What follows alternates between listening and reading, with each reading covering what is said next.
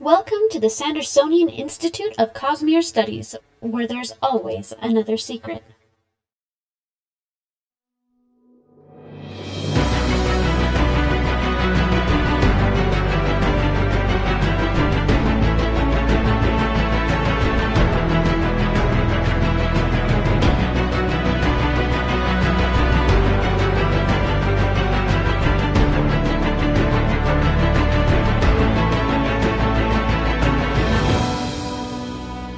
Welcome back, everybody, to episode 69 of the Sandersonian Institute of Cosmere Studies. Today is October 26th, 2020, and yes, we are recording this episode a week earlier than we normally would.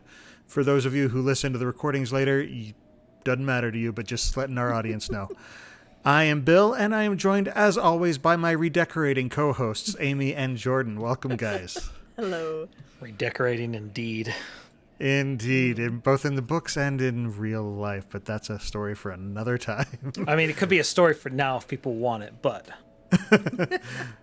Before we get started, I do want to remind our listeners that the Sandersonian Institute of Cosmere Studies is not a spoiler-free podcast.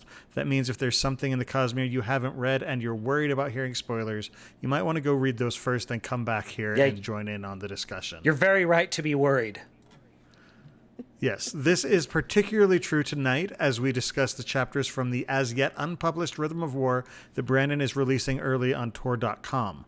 Tonight we're going to be discussing chapters 10 and 11, and the next time we discuss the actual content of one of the books, Rhythm of War will be out. Probably. But wait. That there is actually still one more episode after this book, after today's episode, before the book is actually published.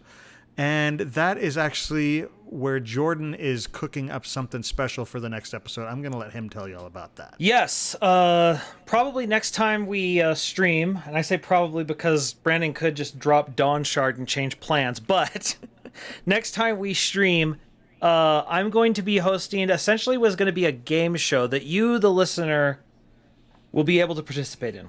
Where you need to be watching is, of course, our usual social media channels and the Stormlight Archive subreddit, and the Cosmere subreddit, probably. What's going to happen is, basically, I'm going to put out a forum, and I'm going to be asking questions. It's going to be a Google Doc, and you are going to respond to the questions, and the questions are going to be predictions being made about the Rhythm of War. Points will be rewarded based on the accuracy of your predictions, and most importantly, you could become the champion of the Rhythm of War. That's right. You're competing against us. That's right. And to commemorate, I don't know. To celebrate, I don't know. English is not my forte. I don't know what you're trying to say, so I don't know what word to use. The point is, words will be used, and we will have a special guest to play along with us. That special guest is going to be Aryan of the Worldhopper's Guide. He is to the Cosmere. Yeah, Worldhopper's Guide to the Cosmere, yes. He is... What episode did we have him on last? It was it was about a year ago. Yeah. It was like this... It was... Oathbringer book chapter or part 6, I think, or something. Yeah, something like that. But Blast from the Past, Aryan's coming back, and he's going to be playing with us.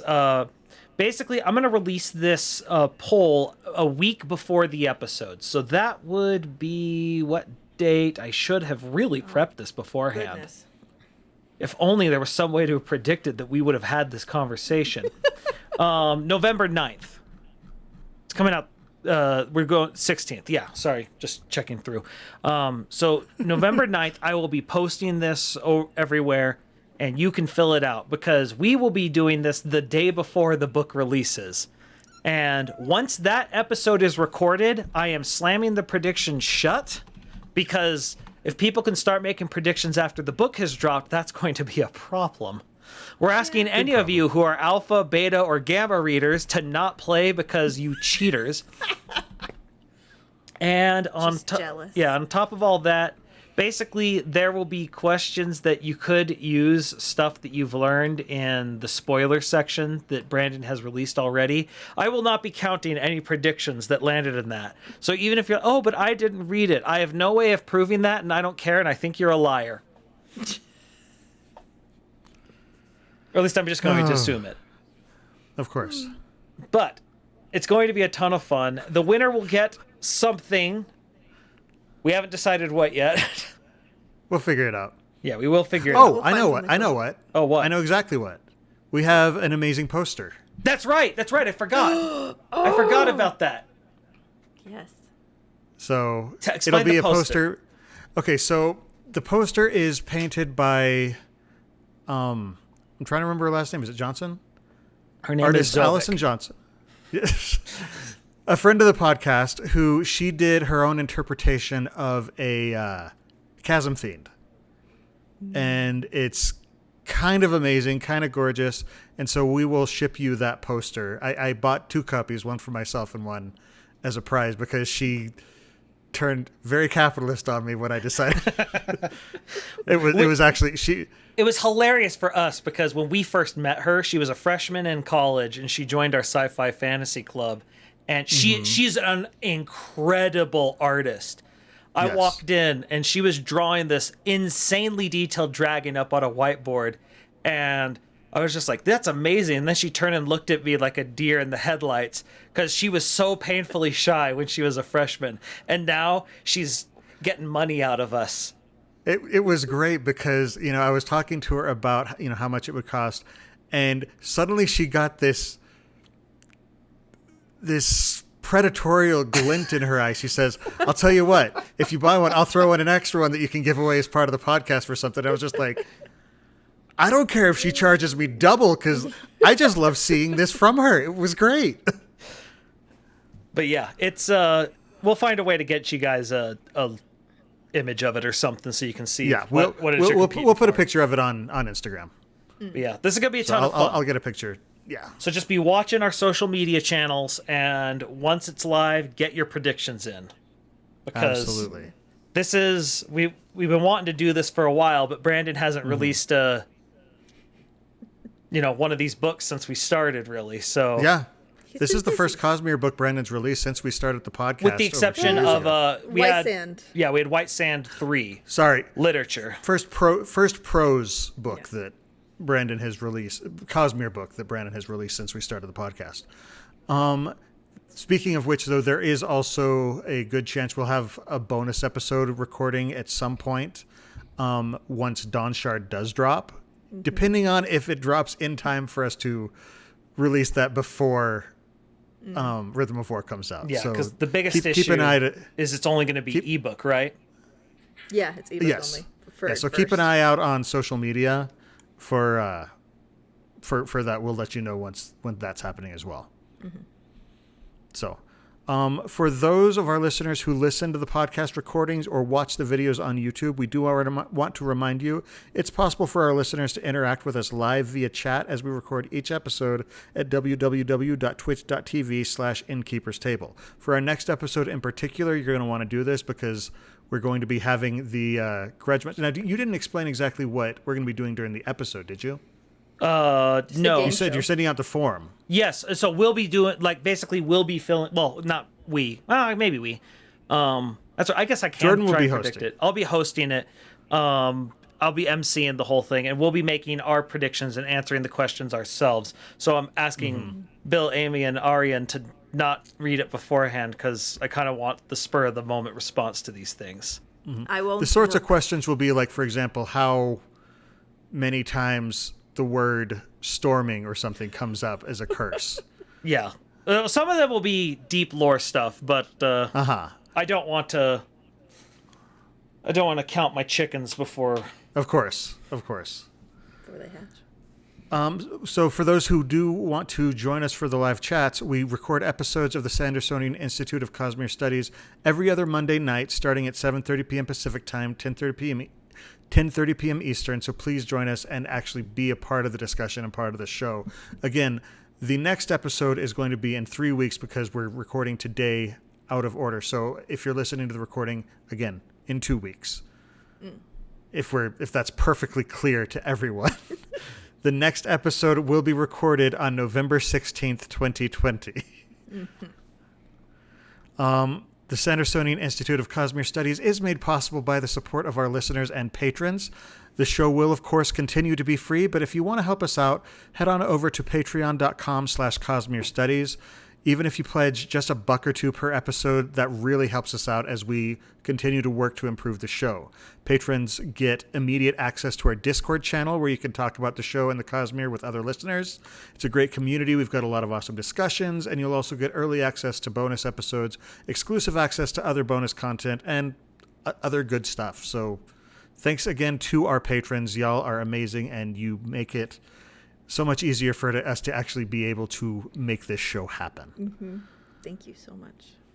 So are we ready to dive in? Yes. Yep. Okay, so like we said, Brandon is releasing chapters of Rhythm of War leading up to its release on November 17th. Those are over on Tor.com. They also have some commentary over there if you want more discussion on it, so you should definitely check that out. So this time, again, I'm focusing on chapter and then chapter because, like we said last time, Brandon has been... One of the things Brandon does for his Avalanche is he'll switch viewpoint characters. And these are the first chapters where he doesn't actually switch viewpoints between characters. So you kind of know, the pace is slowing down a bit. Each viewpoint is tending to get its own chapter now, and things don't feel quite as urgent. So we're kind of getting to the beginning of this story, rather, while previously we were finishing up the story that's been happening during the gap. Yeah. But before we dive into that, we've got some epigrams. So I'll start with the first one. He says, Navani says, a tin cage will cause the fabrial to diminish nearby attributes. A pain reel, for example, can numb pain. Note that advanced designs of cages can use both steel and iron as well, changing the fabrial's polarity depending on which metals are pushed to touch the gemstone. So we are now in Star Trek and they're reversing the polarity. I didn't even think about that. It's interesting that tin does that. I would have thought to diminish nearby. I would have thought it would have enhanced it. I don't know, like... I'm I don't guessing it's the understand how polarity flipping. It must be something to do with that, because otherwise tin enhances. Well, it's interesting So because the fact that they said the modern ones use steel and iron to... Because that the steel and iron what can do the same thing, but it reverses. And so I'm wondering if what they're actually seeing is sort of tin's effect on, like, I feel like tin would work better on something that isn't a physical thing, like, you know, like the pain stuff. I just wonder if there's a higher gem, if it could instead enhance it somehow. I don't know. I'm honestly not sure. This one confuses me more than the others have. What especially confuses me with the second one, because the second one then says, an iron cage will create an attractor, a fabrial that draws specific elements to itself. A properly created smoke fabrial, for example, can gather smoke of a fire and hold it close. New discoveries lead us to believe it is possible to create a repeller fabrial, but we don't yet know what metal is used to achieve it. And I just find that weird. But clearly they know steel. Well, they said steel and iron in the previous one. Yeah. Yeah, so I'm kind of confused based on what's going on. Maybe they just haven't tried to do that yet. I don't know. Or maybe they may not be using the right jewel with it, and so it doesn't. Yeah, maybe. I don't know. It doesn't. Or maybe they're because iron's not the one that needs the right balance. Steel does. So, yeah. I don't. That one seems curious to me. I can't quite figure that one out. I'm a little bit confused on these ones. So instead of just flailing around, why don't we jump into Kaladin's conversation? So Kaladin's coming down off of the craziness that went down in Hearthstone. Few things happened. One or two things. His former best friend tried to get him to kill himself. He fought creepy Nightcrawler. All sorts of things. An ancient fought his best frenemy. Yeah, He it's watched just Rashawn all sorts die. of stuff. Yeah, he watched the person who ruined his life die at the hands of Moash, who he's kind of conflicted about, but, oy. And so he's chatting with Syl, and Syl mentions that Yunfa, who is apparently one of the other honor spren, who he appears He's so completely cute. different from Syl. He's like a grumpy old man. Floating on a cloud. It's great. So he shows up, and he apparently has lost his radiant, which Kaladin was freaking out about, or not freaking out, but worried about, because when Syl lost her radiant, She broke her. ages ago, she went comatose. And so Kaladin's kind of thinking this is going to go on with the others, but he pretty much sees it as, I've lost a comrade in arms, let's go forward, and he's ready to get a new bond. And Kaladin I pushes. Yeah, I think it's interesting that, Kaladin wants R'laine to be a Windrunner, and R'laine, probably wants to be a Windrunner, considering all of Bridge 4 at this point almost. There's just very few who haven't yet bonded. But R'laine, of course, is a special case. Yeah.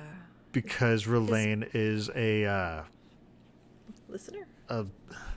former Parshendi. What would he be called? Would he be a listener? Yeah. He's a listener. I thought so. I was like, because he's not technically a singer. I don't think. Would he consider? Yeah, he's a singer. Okay. Oh yeah, because he's one of the few left. I wasn't sure if the singers were specifically the ones who had joined with the. No, I think they were with the ones who Fused or not. didn't. I think they're the ones who ran away. No, Right? the listeners are the ones who ran away. The singers are the ones who joined with the Fused. Okay, so I'd say he's a. I double-checked this today. He's a listener. He's a listener then, because he was a spy specifically for them. Right. Yeah. Okay. It's always too confusing for me. And it's interesting because Yunfa is, really pushing back, and Syl's just like, I think if you push him a little harder, he'll say okay. And it's just like, I don't know. It almost feels like theatrics. Theatrics are important. And so. Yeah, and there's some talk about following structure. In the organization and things like that, and that Yunfa and a lot of the other honor spren really want to do that, and so she's like, well, since you're kind of the boss, then you can kind of push him, Yeah. Well, it makes sense. Honor spren, yeah. The honor spren, they're a very strict and structured society, and these honor spren have broken away from that society, and so they're kind of, floating loose, and they're just like, we want something to hold on to, and since Kaladin is in charge. He says, will you follow orders? And Yunfa huffs, and he's like, fine. And he flies off. I like that Kaladin's order isn't, I want you to bond R'laine. It's, I don't want you to bond anyone else until you've at least tried to make it work with R'laine. or considered it, kind of. It doesn't feel as oppressive as it otherwise could have. Yeah. Well, it's Kaladin doesn't want to make him a slave. Yeah. But it's also, you're going to sit in this corner and you two are going to hold hands until you two can get along. Have you seen those your get along shirts? It's like a giant shirt you put on children. This is my get along shirt. So meanwhile, then they land in Narak, and it's interesting. Kaladin looks over and notices that Navani's not getting out of her little flying palanquin. We know it's because she's having a texting, texting back and forth with who knows who. We don't know who. But meanwhile, Narak it looks like it's actually being fortified, which is kind of cool. Just seeing, this is one thing that's really cool about, particularly the Stormlight Archive, but the way Brandon works with his books. In a lot of books, status quo just stays how it is.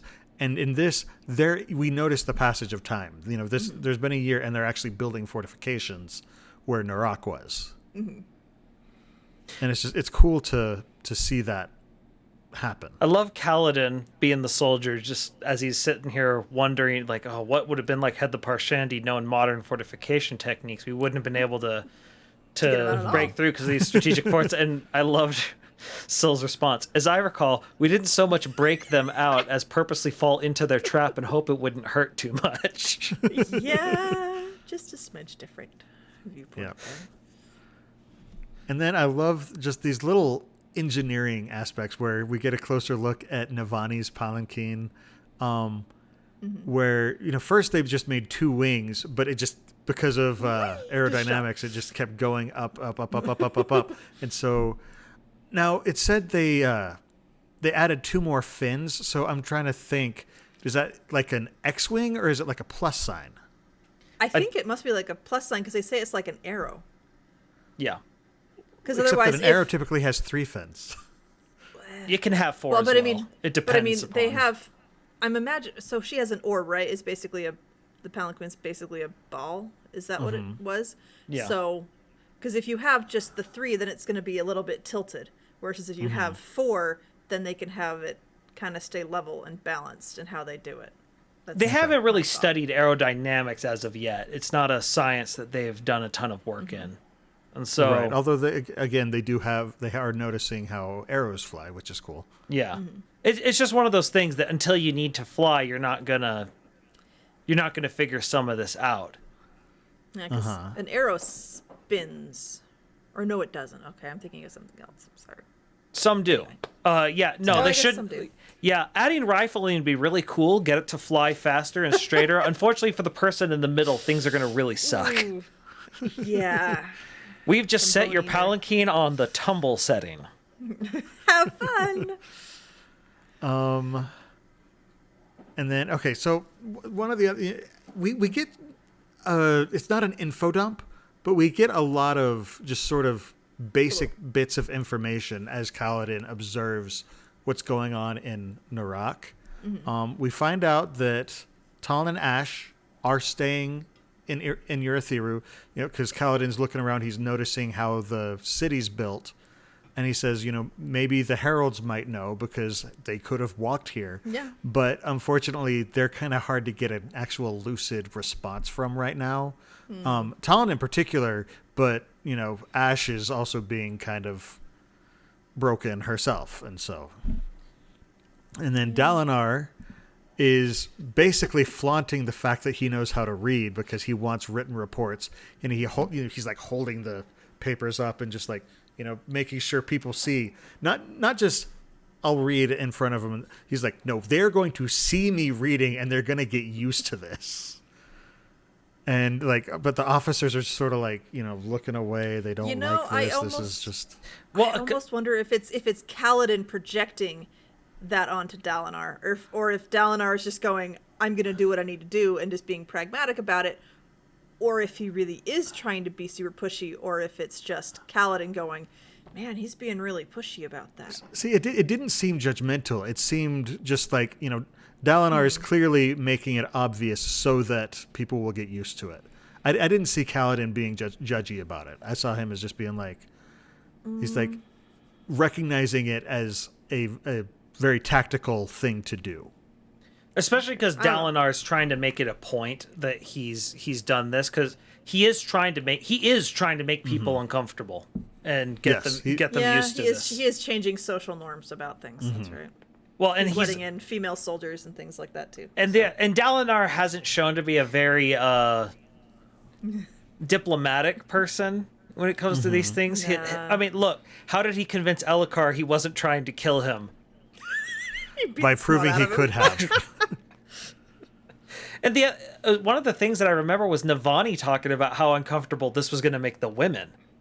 Because the women would write commentary in the script, and a lot of times it'd be like snarky, and men wouldn't know because. Well, was it always in the same script though, or was it a different? I can't remember if it was a different script. It was in the women's script.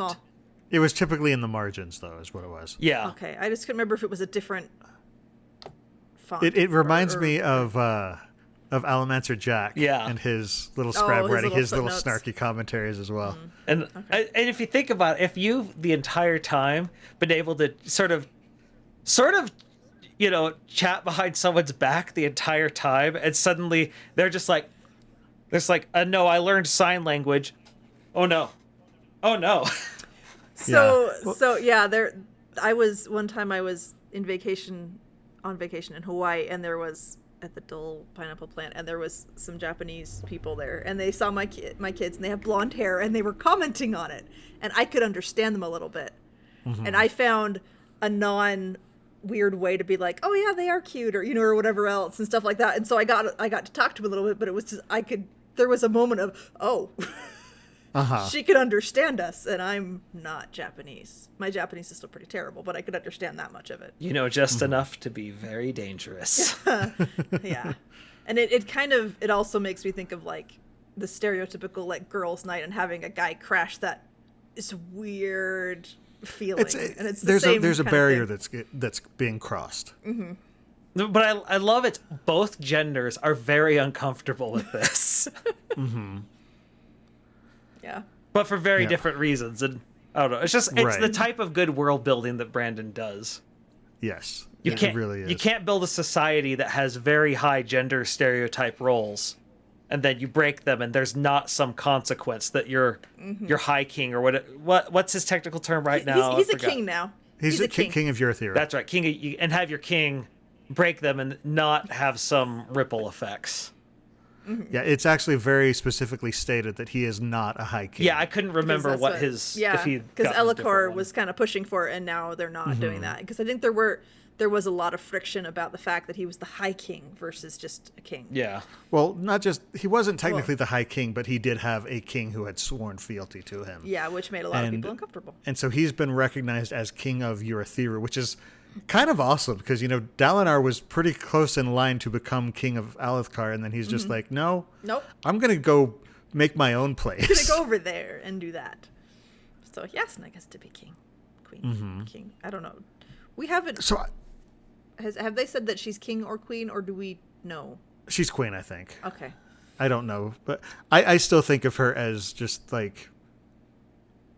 It reminds me of... I can't remember if it was Elizabeth or Victoria who proclaimed herself king of England. Oh. And so she was the woman king. And so that's what Yasna reminds me of. I don't... But honestly... I don't know that they've really made a point of it being important what title she's going by. Yeah. So also, it doesn't really matter, I think, because it's Yasna. She just does what she does. And it's just going to be like, so she's king now. I'm sure that's really going to change her behavior versus queen versus she's Yasna. Yasna's whatever the heck she wants to be. Yeah. Exactly. Apparently it was Victoria that was king. Alfonsina in chat said it was Victoria. I thought it was Victoria.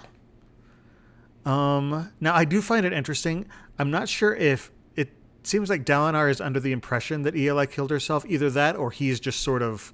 That's the narrative that he's pushing. We don't know yet, yeah. Because if Eli was murdered, of course, he's going to be the first suspect. So I think... Because he didn't have anything to do with it, I think he's just sort of pushing... that she killed herself. But well, it's also he doesn't know about the Ghost Bloods yet, and that's the thing is I don't know if he knows yet because he hasn't spoken with Shallan yet. Well, Shallan just barely told Adolin. Right. Well, yeah, we don't know exactly where the timelines overlap at this point. Yeah, so. It's one of those things until we get Dalinar's viewpoint, we don't know. The only two people who know about the Ghost Bloods are Shallan and Yasna. Yasna's proven she doesn't have any, connections. Well, she doesn't seem to want to tell anyone about it. The only person inclination is what you're looking for. Inclination. Thank you. That was the word. I couldn't find it. It was, we've been cleaning a lot around here, and there's a lot of things I can't find because I've moved it around. But yeah, and so she only told Shallan because Shallan was her apprentice, and because Shallan needed to know because there was a good chance her life was in danger right then. And shock, it was. And Shallan's hesitating because Shallan doesn't want to tell anyone. And so she finally told Adolin. So I bet he doesn't know. And so... Well, I think he knows that the Ghost Bloods exist. He just doesn't know that Shallan is connected to them. Probably not, yeah. Because he mentioned... Yeah, I honestly, it's not clear whether he knows or not. Yeah. But whether he is aware of it or not, Dalinar also uses this as an excuse to authorize the occupation of the war camps. Which, honestly, with Eli gone, I don't think anybody's really going to push back against him in doing that. There might be some little problems here and there, but they're probably easily squashed. Well, and she needed the Sons of Honor to help her to even get that far. And she's gone. The Sons of Honor are broken. And so anyone who would have been pushing now, against it. Thydakar's still out there. Yeah, he's still out there. But any one of the high princes who would have stood against Dalinar at this point, I think they sort of see that, okay, there's not enough power in opposing him, so it's time to get in line. Not Thydakar. Restaris is the one who's leading. Okay. I thought you were talking Sons about of Honor. the Ghost Buds. Sorry, Thydakar's. Yeah, but Restaris is still out there. Sorry. Yeah. Just like Adolin, I get them mixed up. Yep. And then, of course, Dalinar tells Kaladin he wants to have a chat with him. And, dude, this chapter is rough. This chapter is so rough. But I do like that they're both kind of playing power games with each other. You know, Dalinar is doing the classic make the other person talk first. It kind of reminds me of in The Force Awakens. Do I talk first? Do you talk first?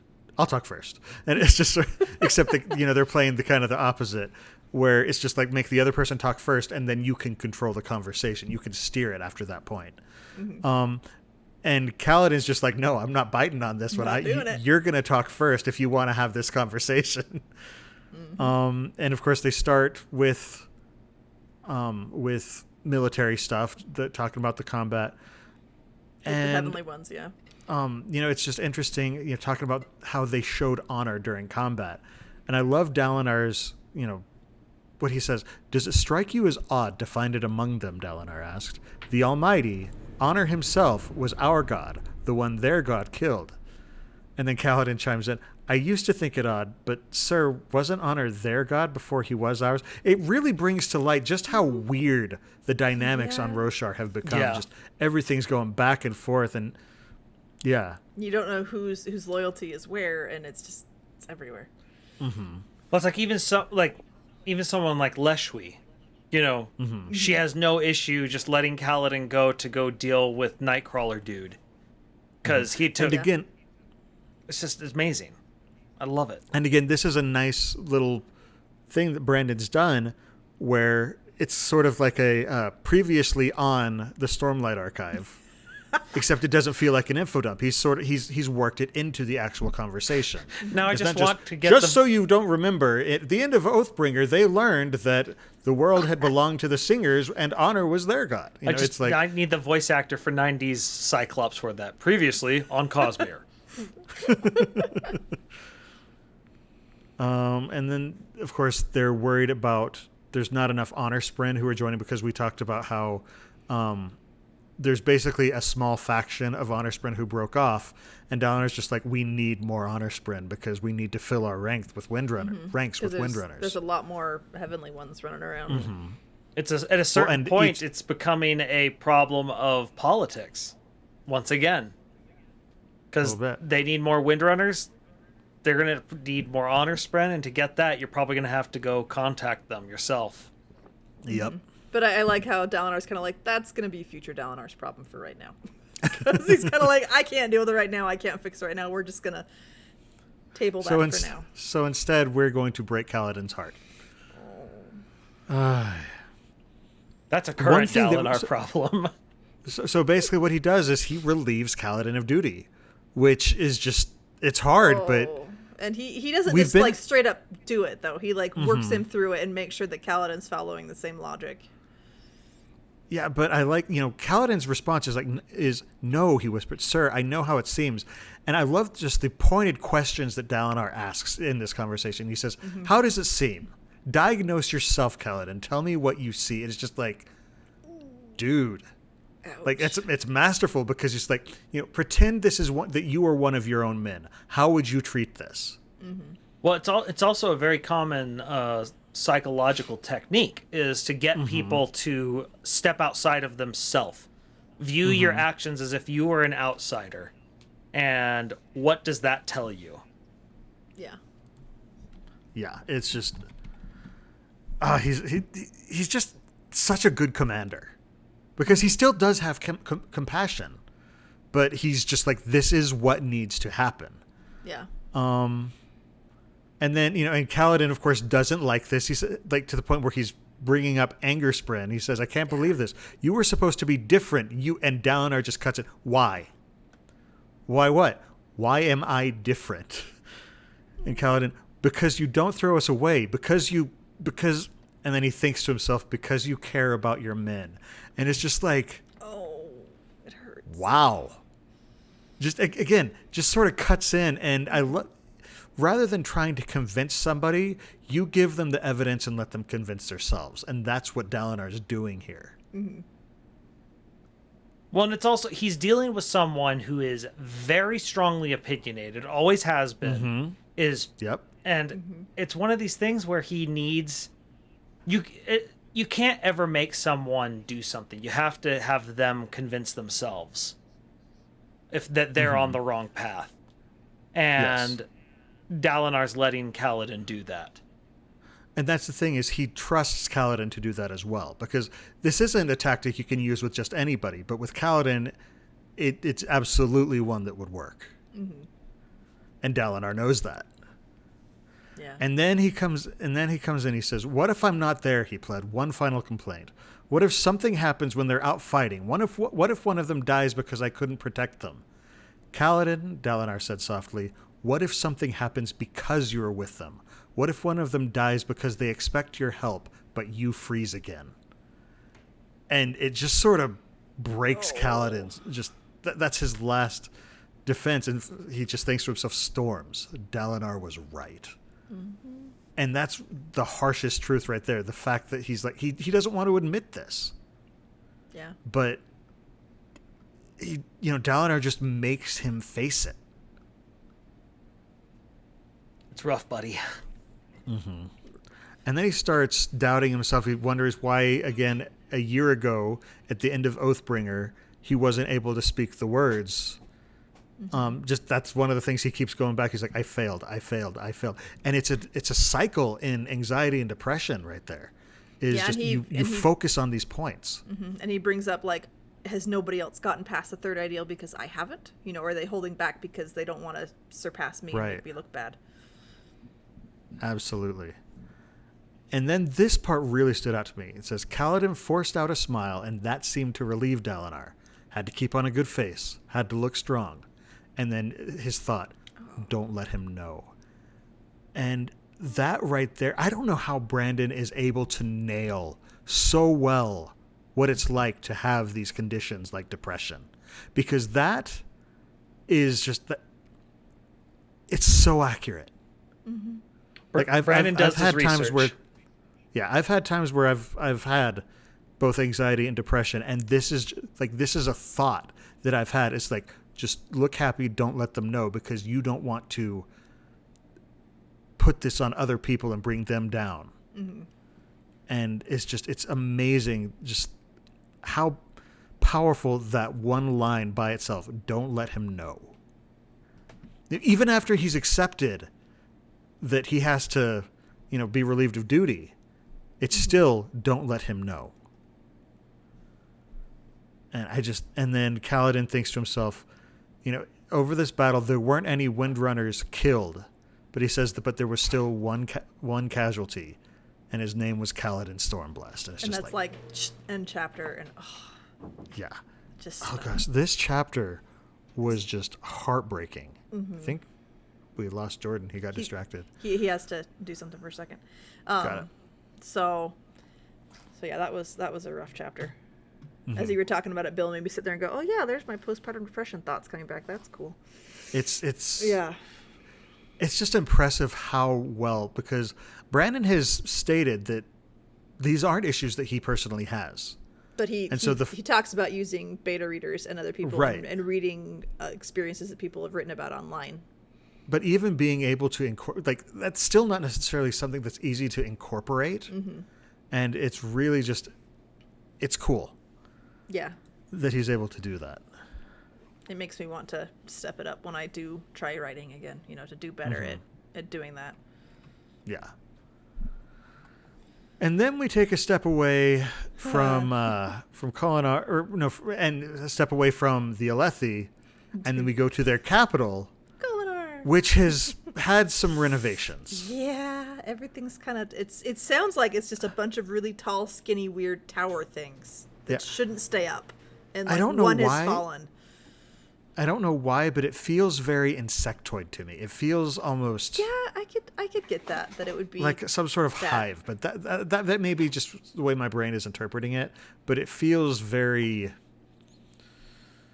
alien. Well, it makes sense as well, just given the carapace, bodies that they have to sort of associate it with, and the fact that they have songs that they sort of sing to each other and can sort of be in harmony. It is very much more like a hive. Mm-hmm. Well, and then also just the way that the heavenly ones move when they're flying. Because they sort of have this almost serpentine, like very graceful. They have the flowing clothing that comes almost down like to 20 accentuate feet or whatever, yeah, to make almost it to even more... accentuate their movement. It's really an interesting concept. Mm-hmm. And Brandon sneaks another info dump in here very, very well, where Vinley is looking around and sort of gives us information of how their hierarchy works. Yep. So this is kind of cool because we haven't really had a good chance to look at this. So you have your basic singers, who are also called common singers. Those are the work form, war form, basically all the basic forms. That we knew from the first books. Yeah, that we knew from the first one. And then you have the regals, which are people like Vinley. Who they have they still have their original mind, but they have power given to them. They have a void sprint in them. The forms of power. Mm-hmm. Yes. And so Vinley is using envoy form. And of course she also mentions she's different because she also has timbre inside of her that's kind of muffling it. I feel like it's... Timbre is like this adorable, tough, little tough critter. I imagine him looking like BB-8. yeah, actually, that's the exact sort of mindset where it's just like, you're absolutely adorable, but it's got this very can-do, aggressive, I'm gonna get things done. aggressive, tough guy attitude, and I'm just like, I love timbre. I think she, not he. Yeah, I think it's a she. Yeah. I still don't like that it's timbre. It bugs me. I'm glad you said it first, Bill, because I want to say timber. So say timbre. That's fine. Brandon's not going to fight you on it. I say timbre because I've seen the word several times and it's in my head. Yes, but so basically the problem is I don't like English is what I'm learning here. It wouldn't be so rough if it wasn't my language. You don't like polyglottal tendencies within the English language. Starkiller Martini Bar in chat says a BB unit raised by R2D2. Oh my goodness! Have you guys seen aside here Star Wars Rebels? Chopper is really fun. That's the droid in there. Chopper would be a good equivalent too. Yes. Anyway, back to Leshry. So and then next above the what are they called? Above the regals are the fused. Yes. Leshry is. She's not at the very, very top, but she is considered to be one of the elite. Mm-hmm. And because of that, because Vinley is serving her, she's considered to be pretty high among the regals as well. Mm-hmm. And I think they said I don't know if it said in this one, but it's been said in earlier chapters that Vinley suspects that Leshry's so highly regarded because she's kept more of her sanity, which is helpful that you have someone who thinks clearly. Oh. Along with her prowess in combat. Yes. She's like, it's not just the prowess in combat. But it's the fact that she's not crazy. Yeah. As crazy. We also learned that there are 9 varieties of fused, and they refer to them as brands. One of them is Creepy Nightcrawler. And then above that are the Thunder class, which we have yet to see, really, and the Unmade. Which... What were the stone things? Were those Thunder class? Yeah. Possibly. We think so. Yes. Yeah, and we didn't see those a lot, but we did see them in the end of Oathbringer. Which is interesting because the way they're used, it almost seems like they're like big mindless I would have brutes. imagined them as heavy grunts. Mm-hmm. Like heavy artillery, but not necessarily high up in the hierarchy itself. But they're apparently above the fused. Yeah. And so that's right. We did see we saw like the what's his Zeth completely destroy one single-handedly because Zeth the Nightblood are OP. Yes! Yeah, Nightblood drank it. Mm-hmm. And it was tasty. and then was just like, okay, give me more. No, I thought Nightblood was a little bit tired after that. Like it was just so much. Well, he was gorged. Yeah. But that was after everything. Oh, that's true. There was more than that. Yeah, because that was afterwards when Lift was like, "You almost ate me." Oh, I wouldn't do that. Even if I did, it would only be because I was really hungry. And Lift's like, "Well, can't blame it for being hungry." Yeah, I understand that. We also learned that Vinley has the ability to look into Shadesmar, which, I've been wondering, because she's a will shaper, and so she shares the surge of transportation with Elsecallers. Mm-hmm. And so she actually has the ability to look into Shadesmar and see if people are fused or regal or ordinary singers, which is kind of an interesting little trick. Yeah. But apparently the ability to manipulate stone, which they would share with the Stone Wards, is that will call secret sprint is what they called them? Oh goodness, I don't remember. And I think those are basically the screamers or the shriekers or whatever showed up when anybody used the soulcasters outside of that aluminum box. Mm-hmm. Yeah, let's see here. Okay, here's what it is. It had drawn secret spend, a kind of specialized spend that flew through the city, watching for signs of night's radiance using their powers. Mm-hmm. But they don't notice when she looks into Shadesmar, so perhaps that just doesn't, it's just not a strong enough signal, I guess would be the way to say it. I think she's also, I think she makes a comment to herself or thinks that she's still been pretty careful about when she does it. She doesn't do it which very is smart. Much. Yeah. Yeah. Well, it also seems to imply that it goes back to the conversation when they went into Kolinar, the fact that Kaladin couldn't really use his abilities, and because basically his abilities are louder than Shallan's were. And so what's interesting, she has two abilities. One is quiet and one is loud, whereas it sounds like Kaladin's abilities were all loud. Well, and Shallan's, soul casting would probably be a loud one. Yes. Yeah. And so, but light weaving is technically pretty quiet. Mm-hmm. The other thing that's interesting is that apparently work form, she can look and she can actually see the specific spren that are bonded to people to give them their form. Work form is from gravitation spren, which I don't think we've seen on screen before. We have. Have we? Yeah, gravitation spren are the arrow-headed ones, I believe. Oh, was that when they were in Shadesmar they saw them? I'd have to look it up, but I believe that... When do we see them? I believe it's when one of Kaladin's early lashings, he saw it for the first time, I believe. Let me double-check that, though. Like a spren that he didn't recognize. Okay. Let me just go to the Copper Mine, look it up, see if I'm nuts. We'll just see, because someone's written it down. And this is why the Copper Mine is amazing. Mm-hmm. Yes. Gravitation, spren. Ooh, it has an article. That doesn't mean much because everything has an article. It could be a short article too. Spren dang it. A type of spren that represents the power of forest. Zen daughter Vath sometimes found them around heavy objects. Okay. So almost like a weight spren type thing. Yeah. But well, I mean, it would make sense because any object with mass warps gravity around it. And so heavier objects would warp it more. Yeah. Yeah. So this isn't a major point, but I also noticed that they keep referring to Vinley as the last listener, which I thought was an interesting title. Yeah, I mean, they don't know where the rest of them are, right? Well, they keep telling her that they're all gone, even though she knows that some escaped. But they refer to her as a listener still. Because she was with the group when she got changed. She was with the group, and the other ones all got changed into fused, and she went to envoy instead of going into a fused. Why are they calling her a listener instead of a singer? Because she's not a singer; she's a listener. Because remember, why isn't she a singer? The whole point of putting her in envoy form was so she could go around and teaching all the singers about their history, and she was. And she's like, my people are gone, but this day is for you and your passion. Oh, right. It's just such an interesting. Oh, And it's right. got Because the alliteration. listeners were technically the Parshendi, and she's talking to the Parshmen who have been. Yeah, and so, changed but they Okay. keep telling Okay, her, that makes like, sense. oh, no, they're all gone. And she's like, I know they escaped because my mom was one of them.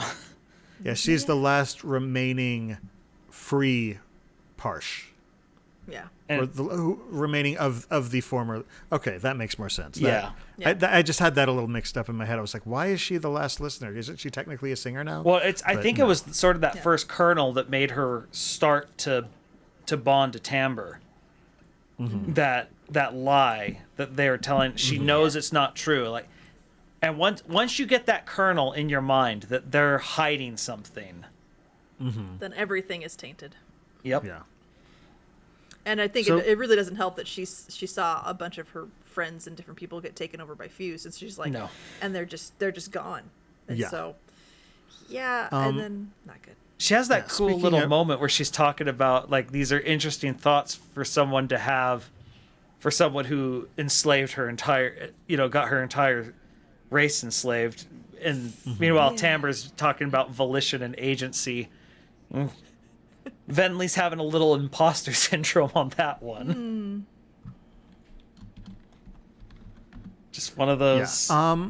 Venley's going to be a very interesting study. I can't wait for her flashback chapters. I know it's gonna be this one. Now, speaking of Timbre, I did find it interesting that Timbre and Vinley can communicate silently with each other, because Timbre can apparently read Vinley's thoughts. Probably has something to do with being actually bonded in her heart, and then she can sort of pulse to rhythms and communicate with Vinley that way, which I just thought that was kind of interesting because Syl talks to Kaladin and nobody else hears her, but she's talking Kaladin out has loud, to respond to her. He does it verbally, even if he's like whispering it to her. Yeah, It also creates an so- interesting dynamic because the rest of the Radiants that we've seen, they can use their Spren as scouts to go do things, but Timbre's stuck inside her gem heart, but not just because, it's good for the bond, but also because she needs it to hide from the fact that all these people can see Spren. Well, and each of them are different because you look at Syl flies around, Pattern is on heavy or not heavy tactile surfaces. Although he can and- float. He can float, yeah, but not. he doesn't do like it as it's much. not a big thing. He can sort of manifest above the ground for a little while, but typically he is on a flat or not a flat, but a solid surface. I think Wendell grows along along the surfaces ground as well, and walls and everything like that. Yeah. and then Timbre is actually inside of Vinley. Now, this is probably partly due to the fact that it's a different kind of bond because it's a radiant bond with a listener. What type of that's- Spren? Is they it bond light? Was it differently. light Spren? A light Spren, yes. Yeah, it's so far we've gotten some pretty interesting differences. It seems like her mode of transportation was more like Syl, in floating about before she got into the gem heart. And Yeah. And I think the high Spren are also fly about. yeah, The Skybreakers. yeah, they Spren. Probably. they bend light around them. I'm very interested to see when we finally get to see whatever Seth's up to. Oh, yes. Now, unfortunately, Brandon said that he's not going to be as major in this book, but book 5 is his book. Oh, yes, it is. Which I also find interesting because book 3 was originally supposed to be his book, and Brandon decided that certain things needed to happen in certain orders. For example, Dalinar needed to have his flashbacks in book 3 which made the Battle of Thalen Field awesome. So yeah I'm not going to complain about that. And so Vinley and Leshwi start having a chat. Vinley asks, did you kill him this time? So clearly they've talked about Kaladin before. He killed, and we find out creepy Nightcrawler's name, Lezion the Pursuer. Which just. He sounds not fun at all. I'm going to keep calling him creepy Nightcrawler. Yeah. Well, I mean, he does, like, with a name like that, he does sound like he's a creeper, like, the type of guy who would take photos of people. And I do like, so apparently Leshwi is looking for a tailor, and Vinley decides to sort of do some research with this by bringing Yokska, who we last saw Poor Yokska. with Adolin. Yokska? She's Adolin's tailor, so we know she knows how to dress fancy boys. Poor Yokska. But apparently the reason Vinley chose to bring a human tailor was she wants to see how Leshwi's going to respond to the idea. Whether it's, disgust or whether it's consideration. Basically, she's trying to see how open-minded Leshwi is, because as we'll later find out, she's looking for open-minded fused. She's got an agenda. Mm-hmm. And then they test out a new assistant for Leshwi. It basically packs up her room and then unpacks her room during storms. A singer called Schumann, and makes her stand on the edge of a cliff for an uncomfortable amount of time, because just sort of like, we want only the strongest-willed people with us, and you gotta deal with vertigo. Yeah. But because they like living on top of these spires. It does make sense for the heavenly ones to need people who can handle being in high places. I would not do well. Of course, then we find out that Schumann is a plant, and that Dul and Mazish, however you pronounce their names, are also part of this group that Vinley is building. Mm-hmm. I do find it interesting. It seems like they're building a sort of resistance, but Vinley specifically says, we are not a rebellion. We're a group of objectors who do not like the choices we've been offered. So they're not necessarily... That just sounds like a rebellion with extra steps. They don't want to help the humans or the fused. They just sort of want to be left alone. For Switzerland. Mm-hmm. Good luck with that. And Vinley compares that to the original listeners who broke off and left, yeah. And left. And so but basically what she wants to do is she wants to build up a group and then leave the city and travel someplace where no one will bother us. We will remain neutral in the conflicts between humans and fused. Our only goal is to find a place where we can thrive on our own. Our society, our government, our rules. Yep. Yeah, that ain't happening. There's an earlier quote, it's like fused oppression or human tyranny, and it's like, they're both bad. Why would I want either one of these? Well, it's just, unlike a lot of the other people who are in this on the side of the listeners, or the singers, she knows Odium very intimately. Mm-hmm. She has felt his touch and his hatred, and she's like, no, we're going to nope out of this one. This is... That's a nope. Well, and technically she should be... she's different because she's a regal, but thanks to Timbre, she's not infused by the void spren that's inside of her. Yeah. And so, what did I say? Infused? Influenced. Yeah. She's not influenced by the void spren. I like a good infusion of... Infusion of void spren. It's nice on the throat. It is. I do find it interesting that Vinley definitely a licorice because she's got Timbre inside. She can actually use both Stormlight and Voidlight, which apparently is not a typical. This is a brand new thing, and so she's got this interesting sort of yin yang thing going, where she's got both aspects that she can draw on. I love disc priests. But yeah. And then meanwhile, and Timbre wants Vinley to tell the full truth to the people she's working with. She wants Vinley to fully announce that she's already okay. First off, earlier in this chapter, Timbre said, "No, you're not a Knight Radiant, not fully yet." But now she wants them to say, "You are with the Radiants. You are a Radiant in embryo. You're Radiant Light." L-I-T, not Radiant L-I-G-H-T, because that's actually a thing. But great taste, less filling. Gosh. But instead she explains to Schumann, she says, "Long ago, the singers were allies of the Spren. Then humans came and the war started. The events of those days are lost to all but the fused. In the end, however, we know the Spren chose humans. But she also talks about how there's another faction of Spren who I think she says, eventually the humans betrayed them, killed them. Some Spren have chosen to give humans a second chance, but others, well, I've been contacted by a Spren who represents an entire people in Shadesmar. They realize that perhaps we deserve a second chance more than humans do. Now, Kaladin and the others, they actually were hanging out with Light Spren when they were on the boat. With what we think is Tambur's father. Exactly. Or no, Tambur's grandfather. And father, yeah. Because the grandfather was the Deadites in the hold. But they seemed fine working with the humans, so I'm not sure if she's exaggerating exactly how many Tambur represents, because Tambur kind of went off on her own.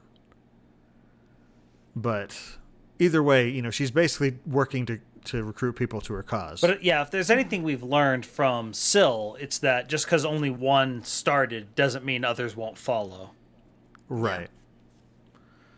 And then Leshwi comes charging up, and she's attuning the rhythm of agony. She says, "Gather yourself, listener. Something is happening, something dangerous. I fear the war is about to take a distinctly different turn." Done. And cliffhanger.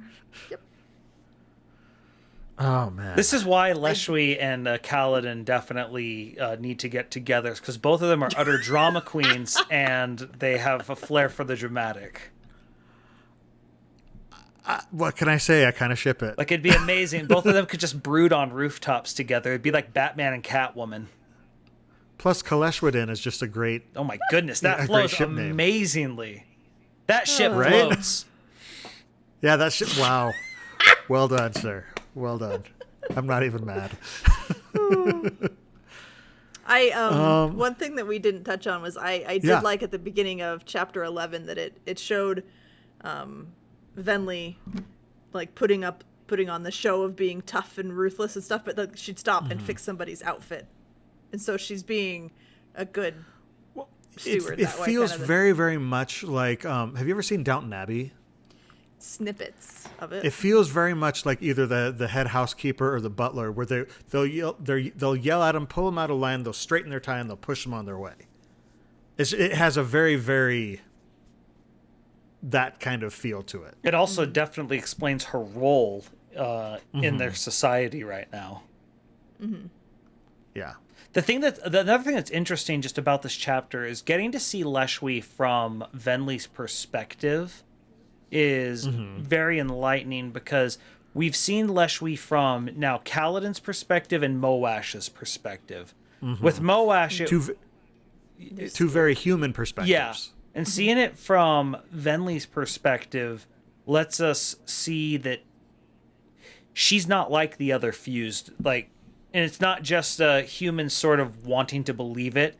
Venli seems to think that she might go for this idea of a separate nation. Right. And she's testing the waters. Which is why she... Yeah, exactly. Well, to our listeners, we love hearing from you, so keep sending us your questions. You can ask us about the Cosmere. You can drop us your ideas for topics that you would like us to discuss during the show. While you're at it, we would love to hear your feedback about how you think we're doing, as well as any interesting theories that you might have about what's going on in the Cosmere. Hopefully, after the book 4 comes out, you'll have a lot of new theories coming up, because I know that we will. You can send all questions and suggestions in a brief, concise email to cosmerestudies@gmail.com, and we could read that as part of the show. Or if you prefer to send us a physical letter, we do have a P.O. Box at the Sandersonian Institute of Cosmere Studies, P.O. Box 970063, Orem, Utah 84097.